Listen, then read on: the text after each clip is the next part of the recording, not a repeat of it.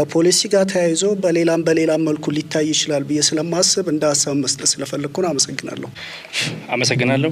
አሻግሪ ዘውዱ እባላለሁ። በአዲስ አበባ ዩኒቨርሲቲ የምግብና ስነ ምግብ ማዕከል ተባባሪ ፕሮፌሰር ነኝ። ስለነበረው ሳይንሳዊ እንትን በጣም ደስ ብሎኛል። ማዕከላችንም ከ10 ዓመት በፊት ዶክተር ፕሮፌሰር ተክለሃይማኖትም እዚህ ያለ በዚህ አጀንዳ ላይ ውይይት እንዳደረግን አስታውሳለሁ። በምግብ ሳይንስ ሴንተር ማለት ነው፣ ኮሌጅ ኦፍ ናቹራል ሳይንስ። መጠየቅ ግን የፈለግኩት በሳይንስ በኩል ያለውን ነገር በጣም ተረድቼዋለሁ። በዶክተር ጥልዬም ዶክተር ታደሰም ባቀረቡት ነገር ላይ በጣም ለውጥ አምጥቻለሁ ማለት በቀረበው ነገር ላይ። ግን እዚህ ጋር ማንሳት የፈለግኩት ከሳይንሱ በተጨማሪ የፖለቲካልና የፈንደርስ ተጽዕኖን እንዴት ታዩታላችሁ? ለምሳሌ አሁን ያወጣናችሁት ጥናት አላይን ስላረገ ፖለቲካል ተጽዕኖ አላመጣባችሁም። ባጠናችሁት ልክ ስለተስማማችሁ ኮምፎርተብል ሆናችኋል። ለምሳሌ ትናንትና ሚኒስቴሮች ምክር ቤት የግብርና ኤክስቴንሽን አገልግሎትን ፕራይቬታይዝ አርጎ አጽድቋል። ስለዚህ ድሮ እናንተ የለፋችሁበት አይነት ሌክዠሪ ይኖራል ብዬ አላስብም። አሁን ፕራይቬታይዜሽኑ የሚያመጣቸውን ቴክኖሎጂዎችና ጂኤምኦ የሚሆን ኤኒቲንግ ከገበሬው ጋር ቀጥታ እንዲገናኙ ፈቅደዋል። ስለዚህ ይሄ የሚያመለክተው እኔም የመጣሁት ዛሬ ይሄ አካዳሚ ኦፍ ሳይንስ መንግስትን በሳይንስ እንዴት ነው ተጽዕኖ ወይም ቁጥጥር ውስጥ ልናደርገው የምንችለውም ብዬ ነው የመጣሁትና እስካሁንም ያመሸሁት በምሰራቸው የምግብ ደህንነት ኤክስፐርት ነኝ። በምሰራቸው የምግብ ደህንነት ጉዳዮች ቅድምም አባቴ አንስተዋል። ሲሰም ሸጠን ፓልም ኦይል ብዬ ከለክላለሁ። መንግስት ግን የራሱ ኢንተረስቶች ይኖሩታል። ሲሰሙን ሸጬ ፓልሙን ባመጣ ጤናው ጉዳት ቢኖርም ግን ለኔ ደግሞ ኢኮኖሚ የሚያመጣው ይላልና ዶክተር ጥልዬንም ሌሎችን መጠየቅ የምፈልገው እንደዚህ አይነት ግጭቶች ቢመጡባችሁ አሁን ስላልመጡባችሁ ነው። አንድ ቅድም መጀመሪያ የተናገረው ኦንላይን ያለው የኮርፖሬት ተጽዕኖ የለም ምናምን የሚለውን በተወሰነ መልኩ አላምንበትም። ከፍተኛ የሆነ በሪሰርቾቻችን ላይ አገራችን ደካማ ስለሆነች ብዙ ሪሰርቾቻችን በኤክስተርናል ፈንደሮች በጣም ተጽዕኖ ውስጥ የወደቁ ናቸው። ይሄ ደግሞ ዓለማት ስራ ለመፍጠር ይፈልጋሉ። ምሳሌ ማንሳት እችላለሁ። ለምሳሌ እኛ ሀገር መቀንጨር፣ የኒውትሪሽን ችግር፣ የቫይታሚን እጥረት አለ። እነዚህ አይነት ነገሮች ሪሰርች እናደርግና ቀጥሎ ደግሞ ሬሜዲው ፎርቲፊካንቱ ኢትዮጵያ ውስጥ ይመረትላችሁ ብለው የተቋቋሙ ካምፓኒዎች አሉ ስራ የፈጠሩ። ስለዚህ ችግሩን ስቴት ይደረጋል፣ መልሱ ደግሞ ከነዚህ አይነት ኮርፖሬቶች ይመጣሉና ከኮርፖሬቶችም እና ከፈንደርስ ነፃ ነው የሚለውንም አልቀበልም። ስለዚህ ሁለቱን ሳይንሱ አሸንፎ እንዲወጣ መንግስትንም እኔ ለሁሉም ነው አሳይመንት ስለተቸገርኩበት ነው። አንዳንዴ ሳይንሱንም ማውቄው ገቨርንመንት አልሰማ ይለኛል ወይ ፈንደሩ ደግሞ ገቨርንመንት ጋር ሄዶ ተጽዕኖ በጣም ይበልጣል። ሄዶ ሲያማክር ሲናገር አካል ይሰማልና ይሄንን እንዴት ታዩታላችሁ ነው። ሜቢ ከዶክተር ተስፋዬ ወይ ዳባ መጠየቅ መፈልገው ለምን ኢንቫይሮንመንታል ፕሮቴክሽን ኤጀንሲ ለሬጉላተሪ ፍሬምወርክ ተመረጠ? ከ10 ዓመት ተገኝቼ ነበር፣ ተከራክሬ ነበር፣ የሚሰማኝ አጥቼ ነው። የባዮሴፍቲ እና የሴፍቲ ጉዳይ ማንዴት የኢትዮጵያ የምግብና መድኃኒት ቁጥጥር ባለስልጣን ወይም የኢትዮጵያ ግብርና ባለስልጣን ማንዴት ነው።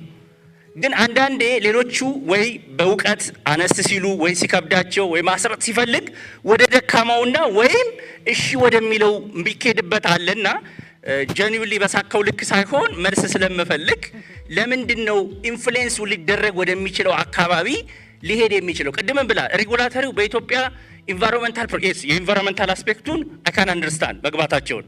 ግን ይሄ ምግብ ስለሆነ እኔ ፉድ ሴፍቲ ማለት ነው ምግብ ገብቶ ግን ለሚለው ሪስክ አሰስመንት መስራት ያለብን በምግብ ሳይንስና በምግብ ተቆጣጣሪው አካል መሰራት ነበረበት። ይሄ እንዳልተሰራ ቃለው። ሁለተኛ ምሳሌ ለመስጠት ለምሳሌ ኮካኮላ ላስቲኮች ይደፋል፣ ፕላስቲክ እሱን ሪሳይክል እናርግ ሲባል የት ነው የሄዱት? ኢንቫይሮንመንታል ፕሮቴክሽን ኤጀንሲ።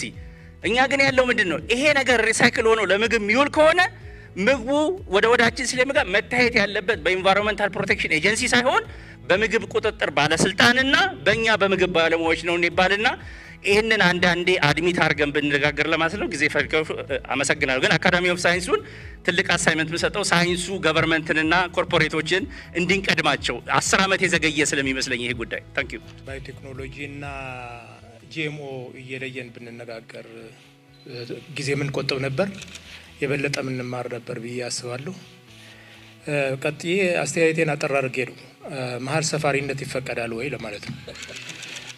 ምንድነው ይሄ ተቃውሞ አይደለም፣ ሪዘርቬሽን አለኝ በቴክኖሎጂው ብሎ በ3 ምክንያቶች ነው።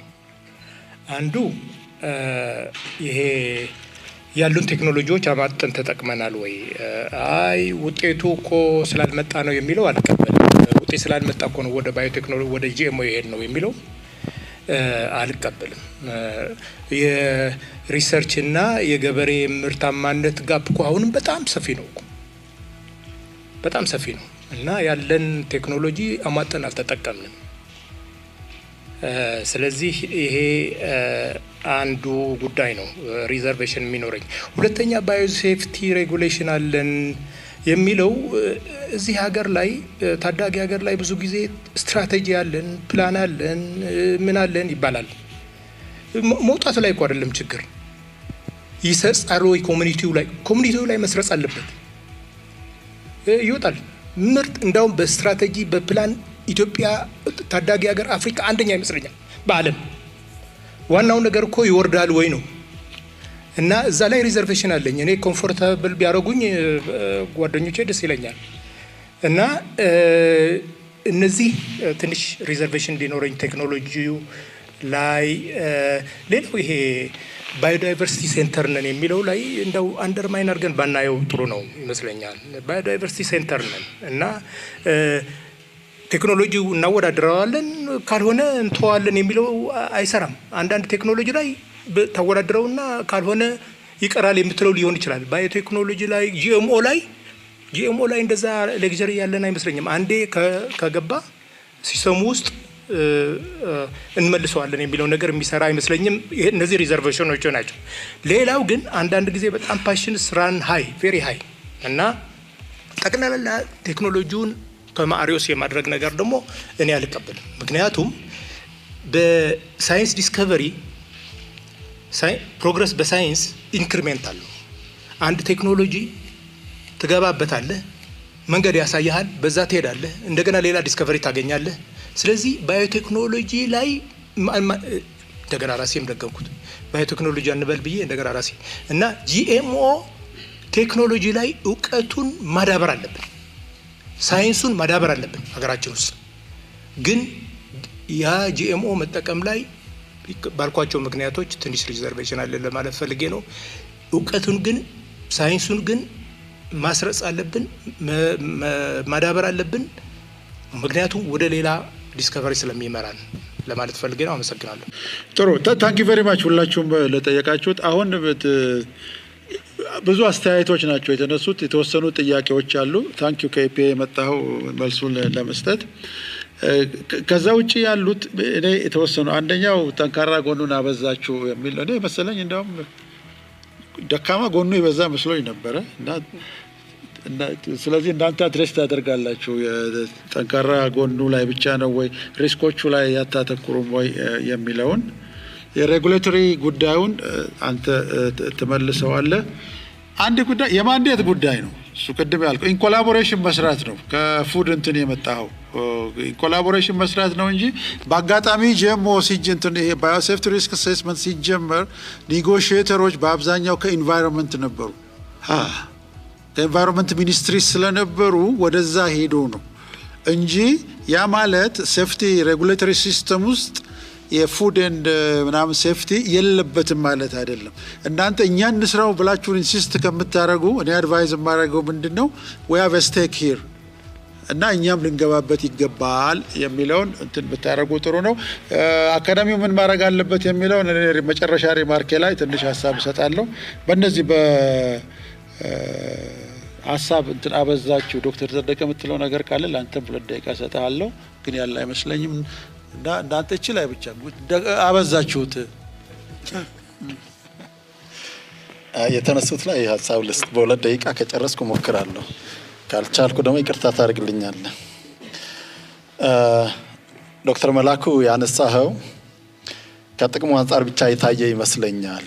አይደለም፣ ደጋግመን ቅድም ተናግረናል። ከጥቅሙ አንጻር ብቻ አይደለም፣ ቅድም ብለናል እኮ ጥቅሙንም ስጋቱንም እናያለን። ጥቅሙ ጥቅም ነው፣ ስጋቱን ግን በምን አንጻር ለሚለው ኢትዮጵያ የባዮሴፍቲ ፕሮክላሜሽን አላት። እንዲሁም በጣም ስትሪንጀንት ከሚባሉት ውስጥ ነው የኢትዮጵያ በጣም ጠንካራ የሚባለው። በዚያ ስር ደግሞ ወደ 5 ባልሳሳት ወደ 5 የሚሆኑ ዳይሬክቲቭስ አሉ። በዛ መሰረት ነው ሁሉም ነገር የሚሰራው። ኢፒኤ ያንን ሞኒተር ያደርጋል ማለት ነው። ቱ ዘ ማክሲመም እንትን ነው ጥንቃቄ ነው የሚደረገው። ለዚህም ደግሞ ቢቲ ኮተንም ይሁን ቴላ ሜይዝ በእንደዚህ አይነት ሁኔታ ነው የተሰራውና መጨረሻ ላይ ኮመርሻላይዜሽኑ አፕሩቭ የተደረገው ማለት ነው። እያንዳንዷ ተጠንታ። ስለዚህ ጥቅሙ ላይ ብቻ አይደለም ለማለት ፈልገን ነው። በደንብ እንትን ፕሮሲጀሩ ምንም እንትን አይደረግም። በቃ ኢፒኤም ቶለሬት አያደርገንም።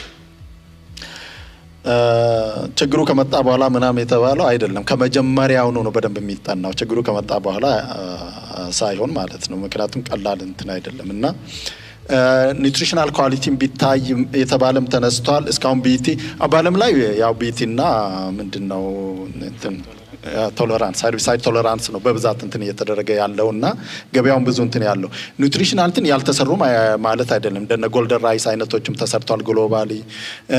ኢትዮጵያ ውስጥም ደግሞ ኦይል ላይ ስሩ ብለኛል ፕሮፌሰር ኢማና እየሰራን ነው። ብራሲካ ካሪናታ ጎመን ዘር እንደምታዩት ከሁለት የወደቀ ነው። ወይ ለምግብ አልሆነልም ወይ ለኢንዱስትሪ አልሆነም፣ ከሁለት የወደቀ ነው። ስለዚህ በጄኔቲክ ኢንጂነሪንግ ለኢንዱስትሪ ብቻ የሚሆን ለምግብም እንዲሆን አክቹአሊ ለኢስተር ለኢንዱስትሪ ግን በጄኖም ኤዲቲንግ ያው አንዳንዶቻችሁ ታውቃላችሁ። በጄኖም ኤዲቲንግ እየሰራን ነው ያለ ነው። ይሄ ጄኖም ኤዲቲንግ ጂኤምኦ አይደለም። ምክንያቱም ሌላ ጂን የለውም። ያለው እዛ ጂን ያለው ሪአሬንጅ አድርገን አንዱ ኮምፓውንድ አለ። ያ ኮምፓውንድ ነው በጣም አደገኛ ለምግብነት እንዳንጠቀም ያንን ወደ ዜሮ አውርደነዋል። ደግሞ በጣም አስፈላጊውን ፋቲ አሲድ ደግሞ ወደ 66% አድርሰናል። ግን አሁንም እንቀጥላለን 80% ማድረስ እንደምንችል ስለምናምንበት እየሰራን ነው። ግን ሲዳ ነበር ፈንድ የሚያደርገን ሲዳ አሁን ኦፊሱም ስለተዘጋ እንግዲህ ሌላ ሶርስ እንፈልጋለን። ኒውትሪሽናል ኳሊቲ እንደዚህ አይነት በተመለከተ እንሰራለን። ትልቁ ችግር የፈንድ ችግር ነው። አንዳንድ እንትኖች የሚነሱዋል ፈንደሮች ተጽዕኖ ምናምን እውነቱን ለመናገር በጣም ፈንድ የማንደረገው ቢሆን ገንዘብ የማናገኝበት ሪሰርች ኤሪያ ቢኖር ጂኤምኦ ላይ ማንም አይሰጠን። ብዙ ሞክረናል የውጭ ፈንድ በፍጹም።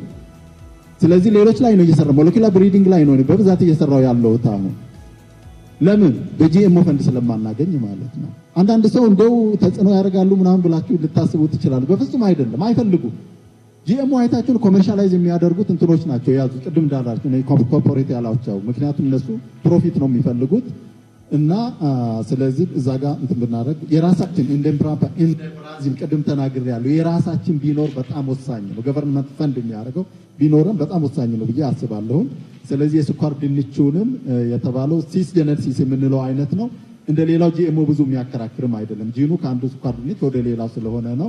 ወደፊት የምናስበው ይሆናል። ፒኤችዲ እንደጨረስኩ የመጀመሪያ ፕሮጀክቴ ካሳቫና ስኳር ድንች ላይ ነበር። ብዙ ስራዎች ሰርተናል በትራዲሽናል መንገድ ማለት ነው። የራሳችን ሞዳሊቲ ቢኖር አሁን የተናገርኩት የራሳችን ሞዳሊቲ ቢኖረን ወተር ዩዝ ኤፊሺየንሲ የሜይዙን ሁሉ ተነስቷል።